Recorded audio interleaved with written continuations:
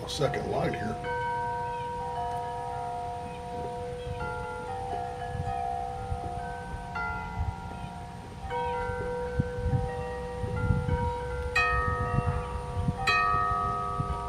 Breeze, one flame.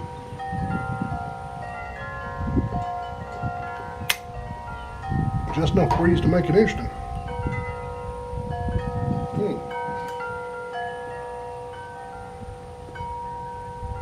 Keith again, coming to you with another front porch edition of the Squirrel Woods Report. No squirrel season yet. It'll be a while till we get down in the woods. I'm trying to get this Peterson blend lit. A little project here I want to do. There we go. Peterson Sherlock Holmes blend.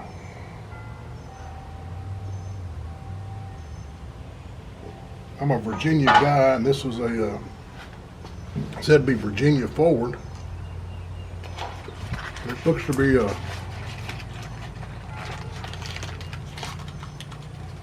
ribbon cut red Virginia.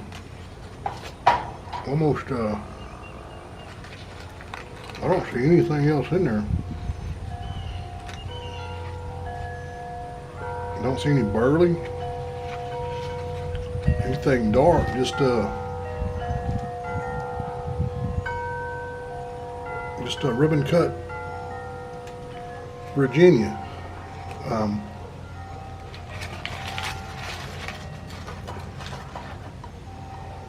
Wondering why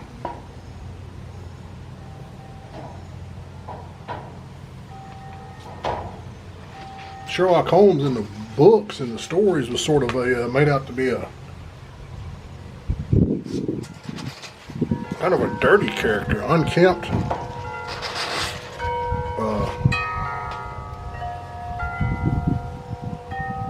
eccentric kind of guy.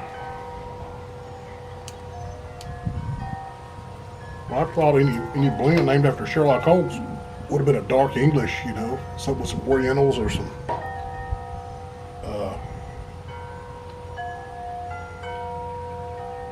Latakia in it. There was something kind of dark and musky tasting, since it kind of seemed like it more meet his personality. But Peterson said that this ribbon cut Virginia is what that's going to name Sherlock Holmes. So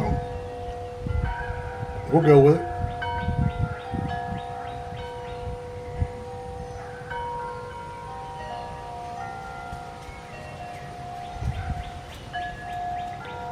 It is not a Virginia flake. It's not a McBaron Virginia flake. It's not a Gayworth Virginia flake. Not as sweet.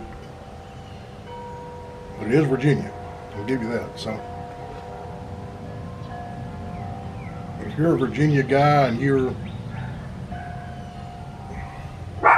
just don't like the hassles of having to rub out your Virginias and thought you wanted one's kind of ready cut, ready to go,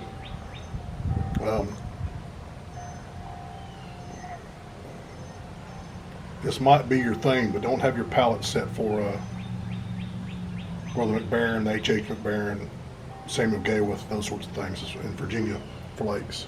It's not that. It's close, but it's not. If that makes any sense at all. Little project today. Got this Peterson here a while back.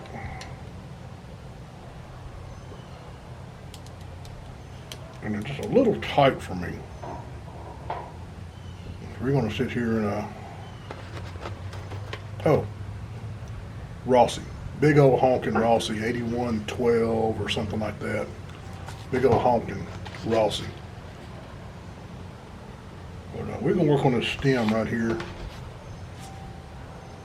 Just a little tight. I know when it left Dublin it fit just fine.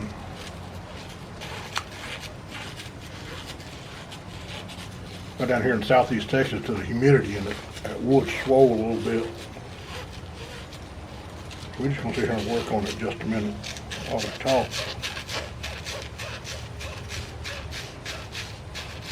You ever borrowed something or had somebody borrow something? I'm sure you have.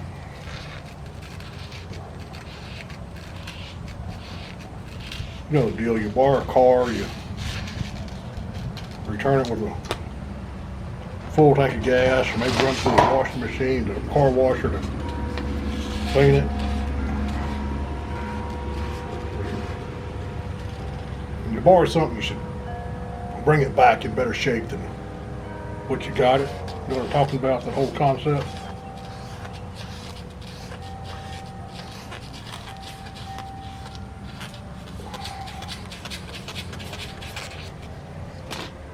See how that did.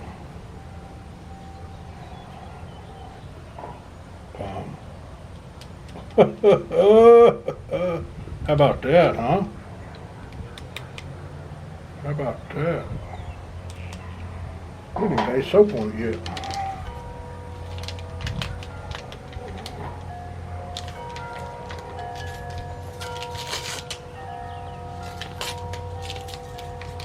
I don't have much bar soap around here.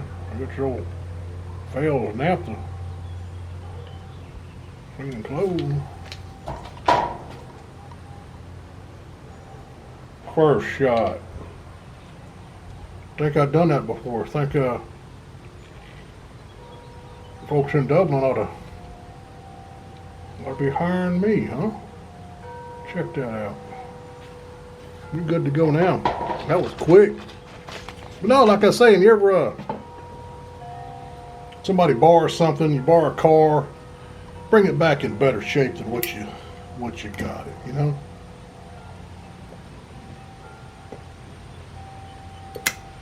You borrow a chainsaw, you bring the chains back sharp, re-up the gas and the bar oil. You borrow a tool, you clean it up, shine it up, degrease it, whatever. Put it in better shape than what you got it. Borrow a car, clean it, bring it back clean with a full tank of gas. You know the routine.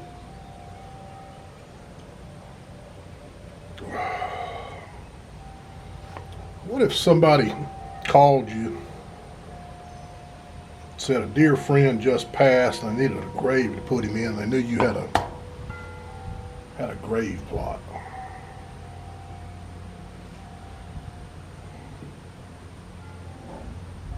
Borrow a grave. You know we don't borrow graves. And that's a pretty considerable expense these days. And I don't know what some plots up over $1,000 or something like that. Probably more than that in some areas. Come on, Win. There we go.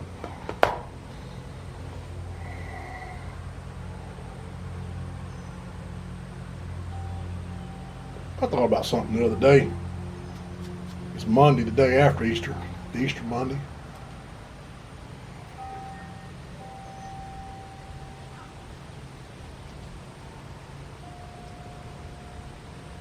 They laid Jesus in a borrowed grave, called somebody up, and run and got him, said, hey, we need a place to put Jesus. And the man said, well, I got a grave over here, tomb is dug out for me and my family, but y'all can lay him in there. Borrowed a grave.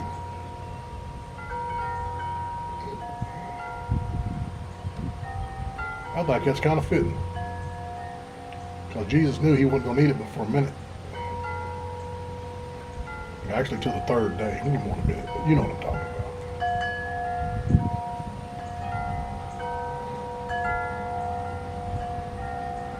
Probably the only grave in history that got borrowed and returned in better condition than when the man first used it.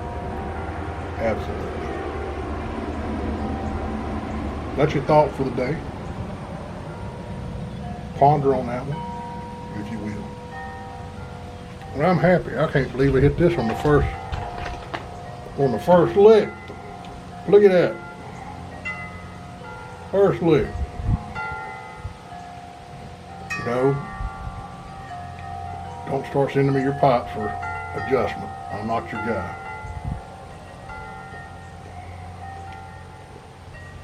We do keep you a little 320 grit, say 300 grit, somewhere on there, and 1,000 grit. Sandpaper close by, and a little bar of soap for lubricating your stems. So I know when that left Dublin, it was just right. It just when it got here, the temperature and the humidity and all that's just a little bit different, just enough to cause a tiny bit of problem. So, peace. I love y'all. Have a good rest of your day. I'll see y'all next time.